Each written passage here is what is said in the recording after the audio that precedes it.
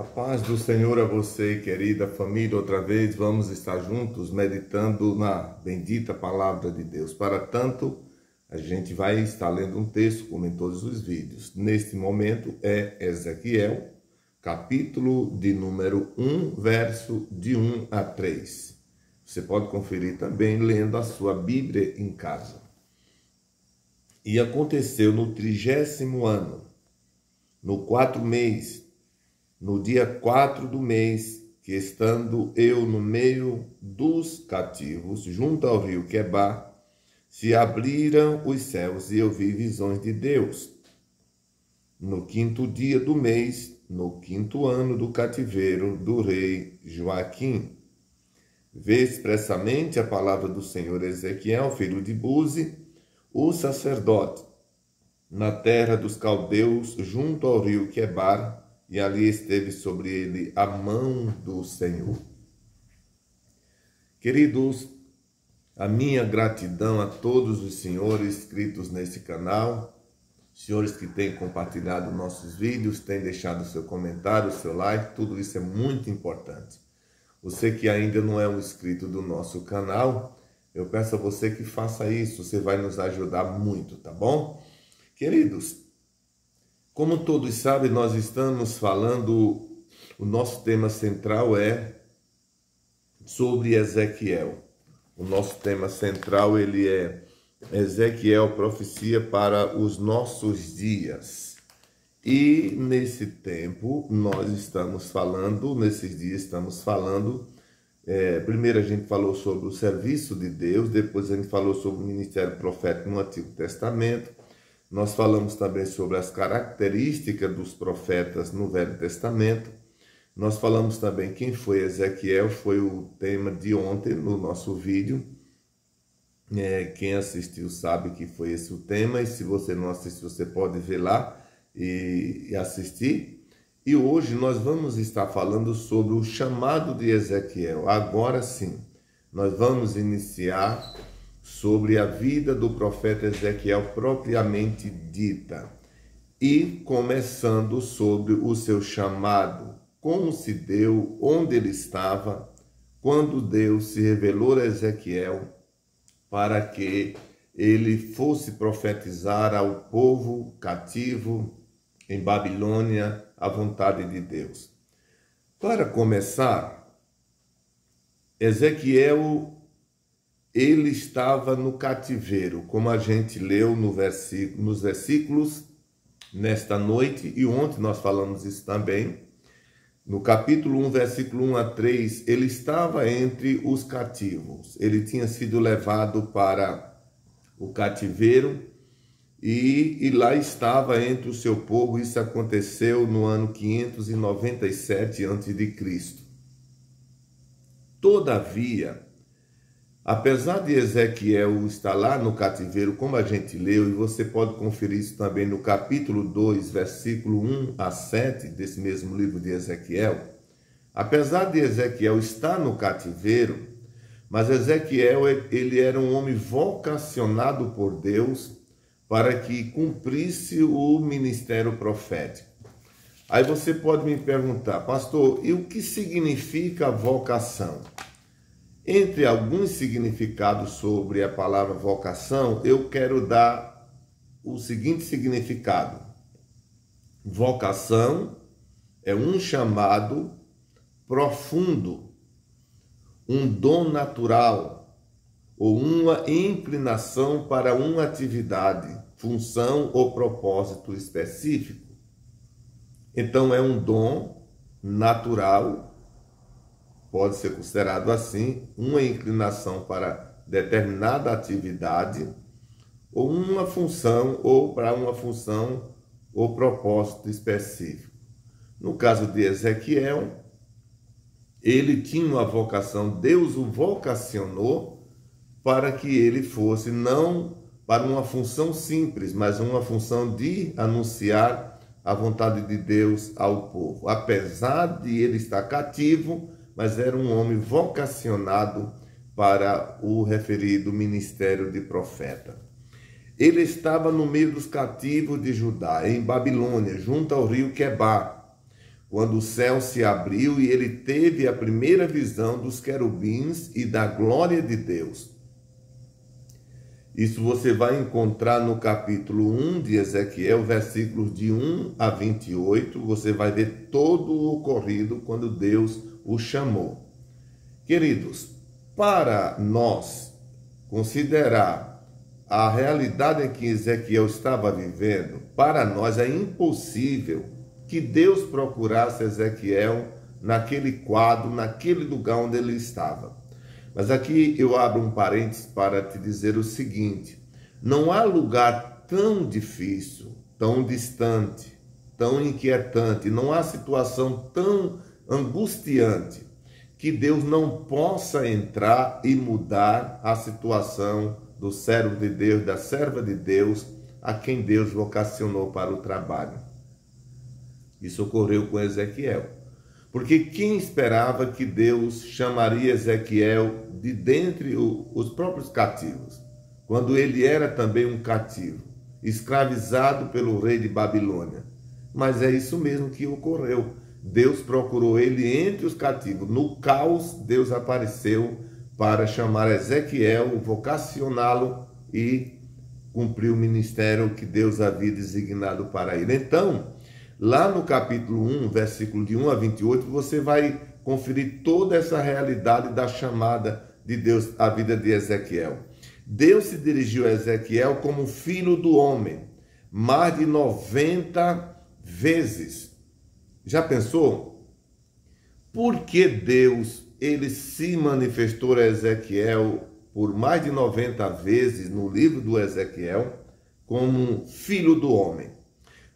Olha as referências que você pode conferir isso, tá?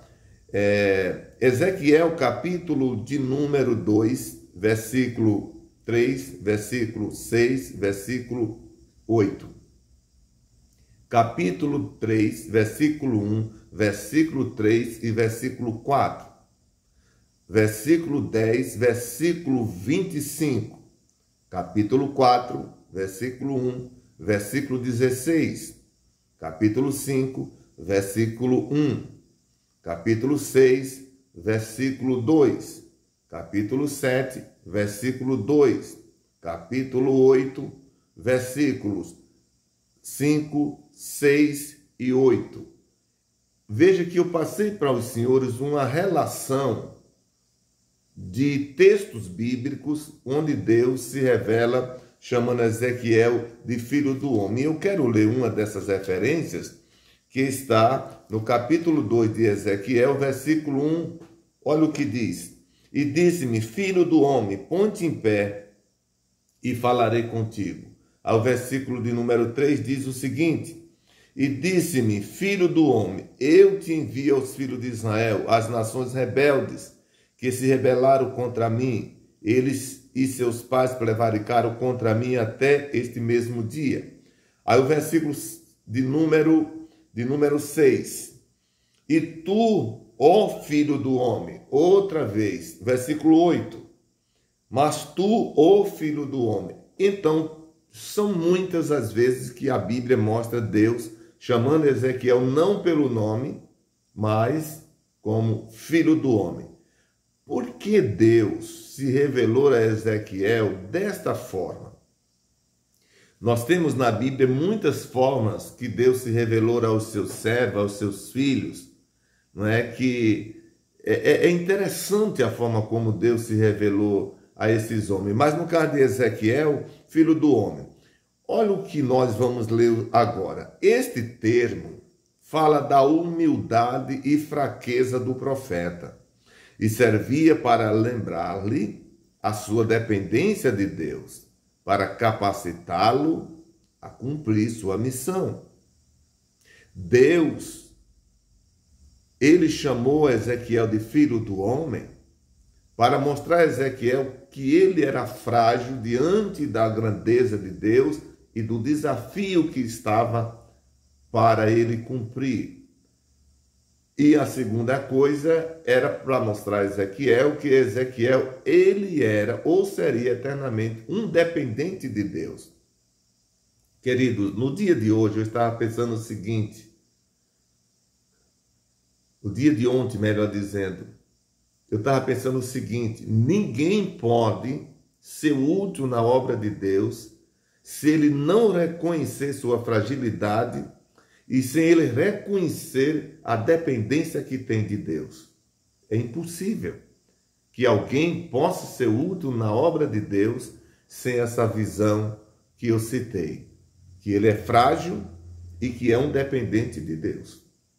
Todas as pessoas na Bíblia inteira que tiveram esta visão de suas fragilidades e, consequentemente, sua dependência de Deus, foram pessoas que Deus usou para grandes prodígios na terra. Nós poderíamos citar aqui um número de pessoas, como o Abraão, como Isaac, como Jacó, como José, como Gideão, como Sansão, até ele não se desviar da vontade de Deus, como o profeta Elias, como o profeta Eliseu.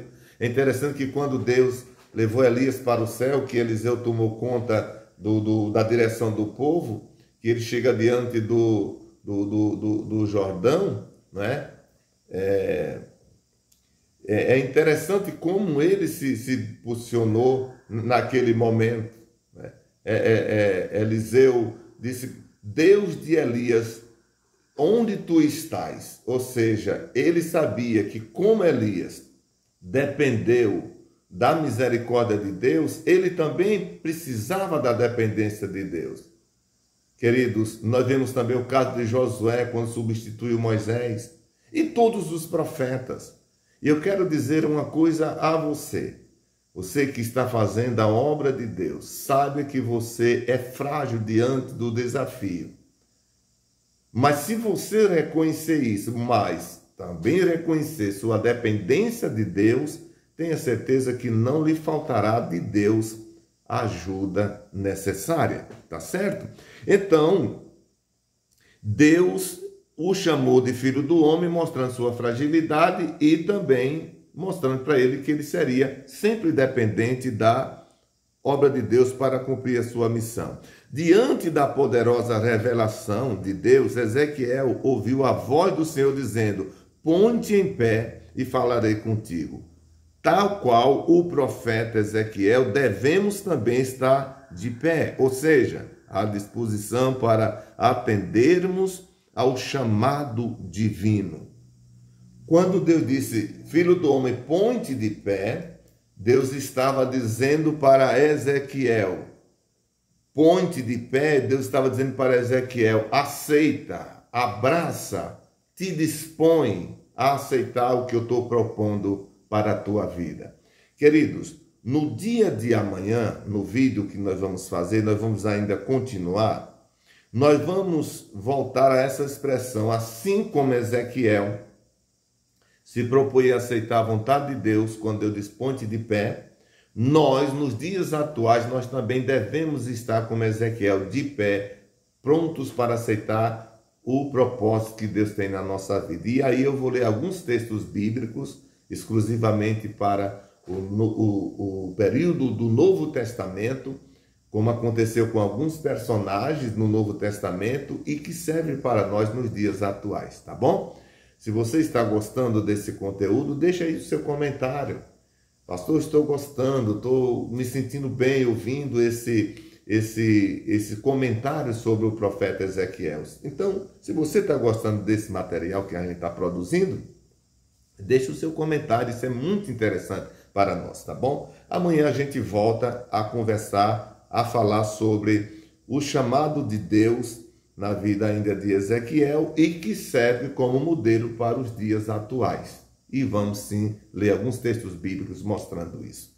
Eu agora vou estar orando por você e por toda a sua querida família, como a gente faz em todos os finais de cada vídeo, né? A gente está orando. E você pode estar orando comigo aí na sua casa, aonde você está. Vamos orar então? Querido Deus, Pai, que estais nos céus, em cuja presença nós estamos. Deus, a minha gratidão, poder falar a Tua palavra outra vez, que todos que tenham acesso a esse conteúdo possam ser abençoados por Ti. Eu quero Te pedir, Senhor, por todos aqueles que têm passado por momentos de dificuldades. Aqueles que estão, Senhor, receber a tua chamada, estão medrosos, Senhor, estão com medo, temorosos, Senhor. Ó Deus, encoraja a tua filha, o teu filho, os teus servos, Senhor, para a obra que o Senhor tem chamado. Querido Pai, abençoa a direção da nossa igreja, na nossa cidade, no nosso Brasil, no mundo, os missionários. Eu te peço por todos aqueles que estão, Pai, passando por qualquer que seja o momento físico, espiritual, as famílias, aqueles que estão envolvidos no crime, Senhor. Deus, tenha de misericórdia deles. Estenda as tuas mãos, liberta estas vidas, abençoa o nosso Brasil. Deus, abençoa nossas famílias, abençoa as crianças, os jovens, os adolescentes, os órfãos, as viúvas, os idosos, aqueles que estão, Senhor, desamparados. Tenha de misericórdia de cada um deles. Pai bendito, abençoa esse canal, continua, Senhor, fazendo esse canal crescer, e que todo esse conteúdo que nós estamos apresentando, ele possa contribuir, Senhor, para o bem espiritual, ó Deus, mental, psicológico, de todos os que tiverem acesso. Querido Pai, eu te peço também por aqueles que nesta manhã estão indo ao trabalho, aos estudos, viajando, seja qual for a atividade. Prospera o dia de cada um deles, Senhor. Dá-lhes livramento aos caminhoneiros, taxistas, motorista de aplicativo, que está no metrô, no trem, que está no avião, navios, barcos, as nossas autoridades, Senhor. Tenha de misericórdia do nosso país. Querido Deus, é o que eu te peço neste dia para com todos. Em nome de Jesus. Amém. Chegamos ao final de mais um vídeo. Mais uma vez eu peço a sua gentileza de se inscrever no nosso canal, deixar o comentário, seu like e compartilhe com o máximo de pessoas que você puder. Assim você vai ser um contribuinte direto desse canal. Sim, contribuinte, porque você está contribuindo para que outras pessoas tenham alcance a esse conteúdo. Quando você faz tudo isso, a plataforma entende que nós estamos juntos, você está gostando do conteúdo e também vai notificando outras pessoas depois de nós, tá bom? Deus abençoe e até o próximo, se Deus quiser.